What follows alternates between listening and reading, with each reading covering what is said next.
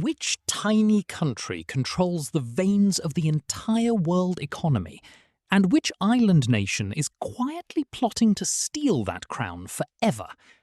Two nations, two ports, two obsessions with power. One hidden war that most people never see, because it is not fought with weapons. It is fought with cranes, container ships, fibre optic cables, and cold, hard trade strategy.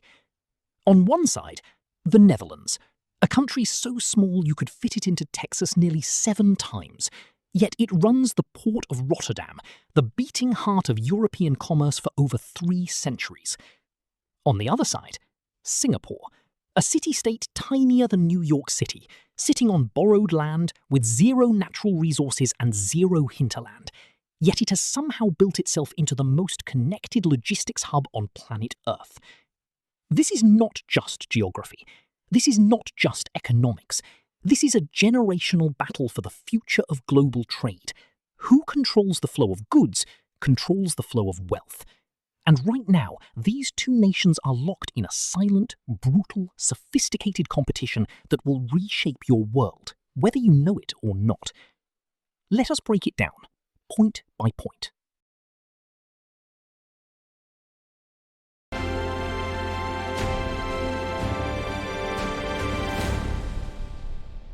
Point 1. History and legacy.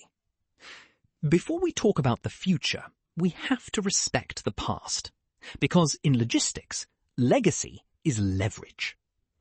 The Netherlands did not stumble into shipping dominance. They built it over 400 years. The Dutch East India Company, known as the VOC, was the world's first multinational corporation, founded in 1602. It was not just a trading company. It was a floating empire with its own army, its own currency, and its own laws. The Dutch invented the concept of global supply chains before the word even existed. Rotterdam's port has been Europe's largest for over 60 consecutive years. It handles more than 460 million tons of cargo annually.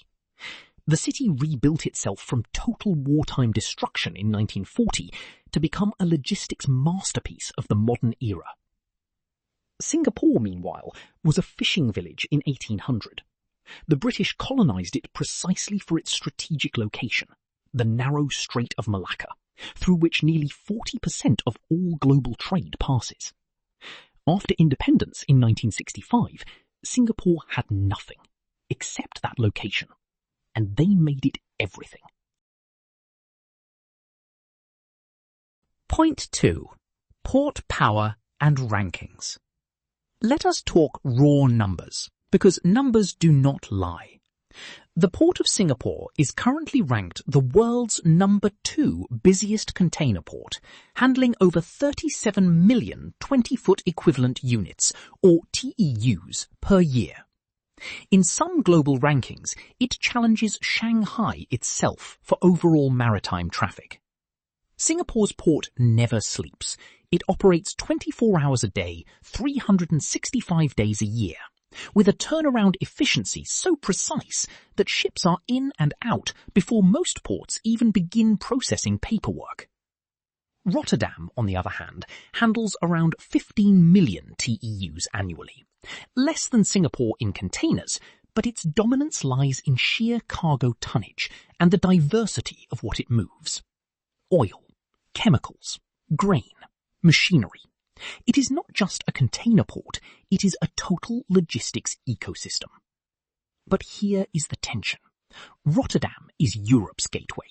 Singapore is Asia's gateway. And as the global economic centre of gravity shifts from west to east, and it is shifting fast, Singapore's position becomes increasingly more valuable with every passing year. Point 3. Geographic advantage. Geography is destiny, and both nations understand this better than anyone. The Netherlands sits at the mouth of the Rhine River, Europe's most commercially important waterway. Goods arriving in Rotterdam can be distributed by barge, rail, truck, or pipeline to Germany, France, Belgium, Switzerland, and beyond within hours. It is the plug that connects the ocean to the continent. No other location in Europe offers this combination of deep water access and inland connectivity. Singapore commands the Strait of Malacca, a narrow 27-mile wide channel at its thinnest point, through which more than 100,000 vessels pass every single year. It connects the Indian Ocean to the South China Sea. If you want to move goods between Europe, the Middle East, Africa, and Asia, you almost certainly pass through or near Singapore. Both geographies are irreplaceable. Both are accidents of nature turned into engineered advantages over centuries. But as climate change opens new Arctic shipping routes, and as Panama Canal expansions shift some Pacific traffic, geography alone is no longer enough. Strategy must now do what nature once did automatically. Point 4. Infrastructure investment. The real war is not about where you are, it is about what you build. Singapore is currently constructing Tuas Megaport, a project that will make it the single largest fully automated port in the world when completed around 2030. The entire port will be operated by artificial intelligence and robotics. No human hands touching containers, cranes guided by algorithms, ships communicating digitally before they even arrive.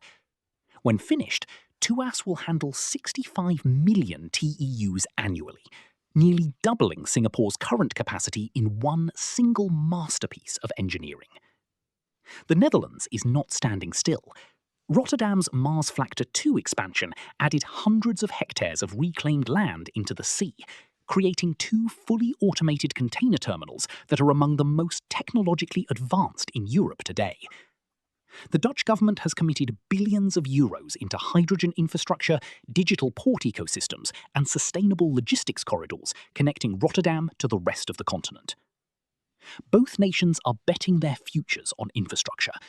The difference is scale, and Singapore's Tuas project may be the boldest logistics construction of the 21st century. Point 5. Technology and automation. Whoever automates fastest wins. Both nations know this, and the race is breathtaking. Singapore has embedded technology into every layer of its port operations. It launched the world's first port community system, a digital platform that connects thousands of shipping companies, agents, customs authorities, and freight forwarders in real time. Singapore's Port Authority, the MPA, uses predictive analytics to pre-position vessels, reduce idle time, and optimize every square meter of terminal space. The Netherlands responded with Portbase, Rotterdam's own digital data sharing platform, which now connects over 5,000 companies and handles over 50 million digital messages per year. Rotterdam is also a global testing ground for autonomous shipping, drone inspections, and blockchain-based cargo documentation. But the gap is narrowing in unexpected ways. Singapore is aggressively developing artificial intelligence models trained on decades of maritime data. Rotterdam is partnering with tech giants and startups alike to build the port of the future. Both are spending enormous sums. Both are publishing white papers, signing MOUs, and launching pilot programs. The question is, who will operationalize it at scale first? That answer will decide the next 30 years.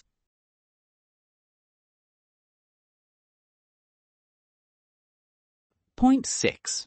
Trade agreements and geopolitical alliances. Ports do not exist in isolation. They exist inside political ecosystems, and both the Netherlands and Singapore are master-class diplomats. Singapore has signed free trade agreements with over 25 countries and economic blocs, including the United States, the European Union, China, India, and the ASEAN bloc of 10 Southeast Asian nations. It is one of the most trade agreement-dense nations on Earth. Every deal it signs is essentially a guarantee that more ships will call at its port. The Netherlands benefits enormously from European Union membership, giving Rotterdam automatic access to the world's largest single market of nearly 450 million consumers.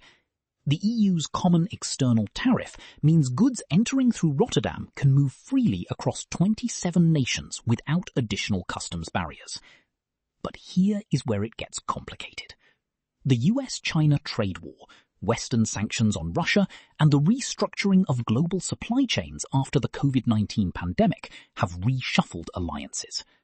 Singapore has walked a careful neutral line, staying friendly with both Washington and Beijing. The Netherlands, as a NATO and EU member, cannot afford that same neutrality. That geopolitical constraint is Rotterdam's quiet disadvantage in a world that is fracturing along east-west lines.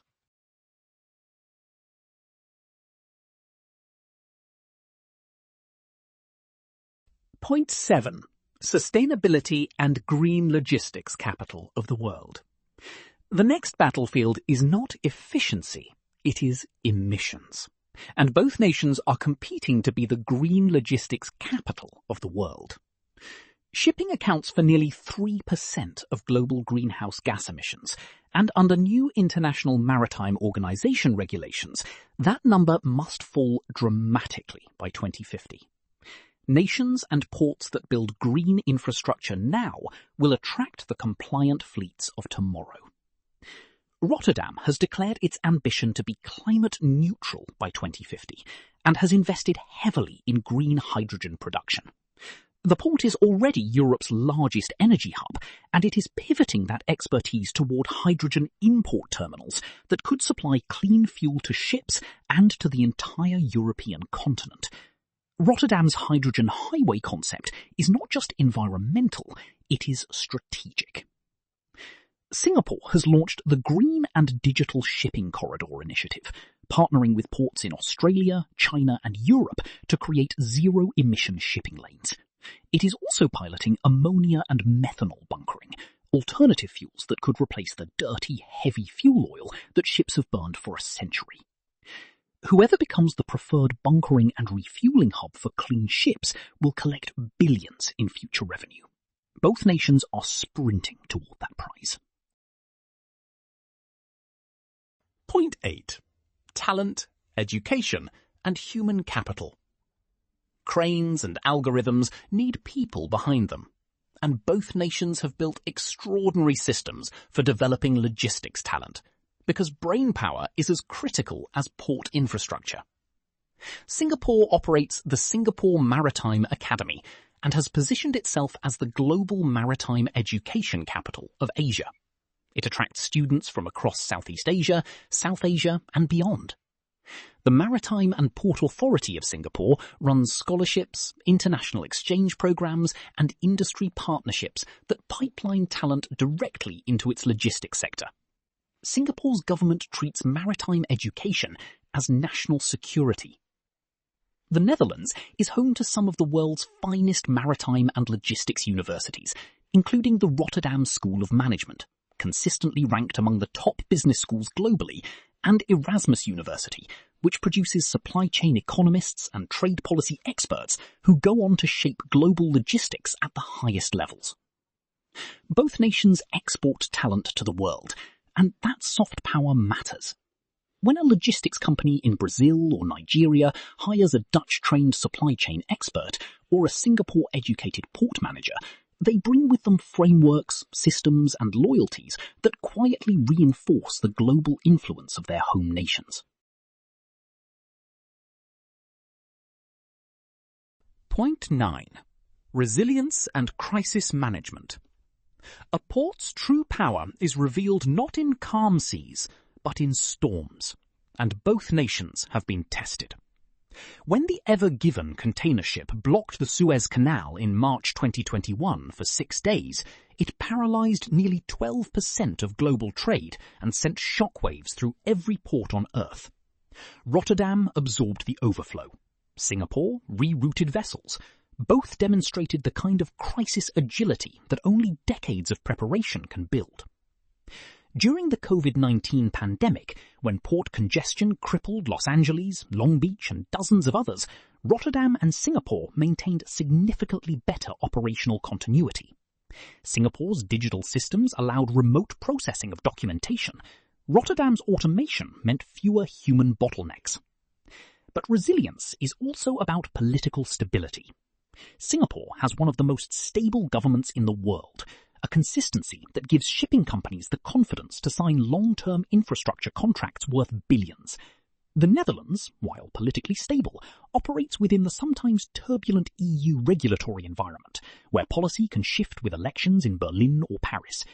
Predictability is a logistics superpower, and both nations have earned it, though in different ways.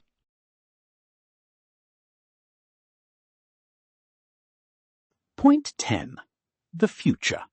Who wins? So who wins this hidden war for global logistics supremacy? The honest answer is, it depends on what you mean by winning. If winning means being the dominant hub for Asia-Pacific trade flows, Singapore is already ahead. And with Tuas megaport coming online, it will extend that lead dramatically over the next decade. The economic center of gravity is moving east. 100 million people enter the middle class in Asia every few years. Those consumers need goods. Those goods need ports. Singapore is positioned perfectly. If winning means controlling the logistics infrastructure of the world's wealthiest and most integrated single market, the European Union, Rotterdam holds an almost unassailable advantage. No port can replicate its Rhine River connectivity, its pipeline infrastructure, and its century-deep relationships with German, French, and Swiss industry. But the deeper truth is this: neither nation can afford to be complacent. Both face threats from Chinese port investments in Africa and Europe under the Belt and Road Initiative. Both face disruption from autonomous shipping that could change calling patterns entirely. Both face climate regulations that will rewrite the economics of shipping fuel. The war is not over. It has barely begun.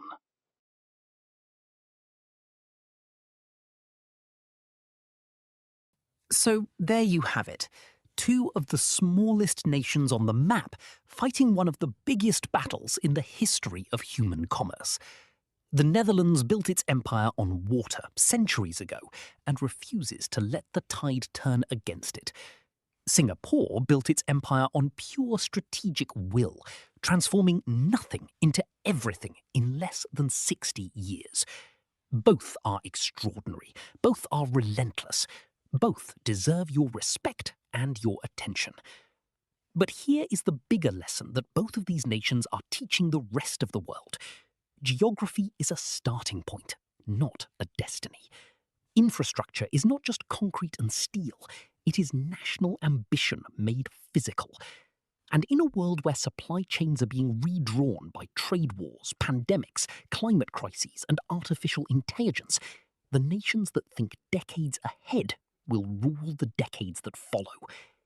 The Netherlands and Singapore are not just ports. They are visions of what a small nation can become when it refuses to think small. If this opened your eyes, share it, because the war for global logistics power is happening right now, and most of the world has no idea.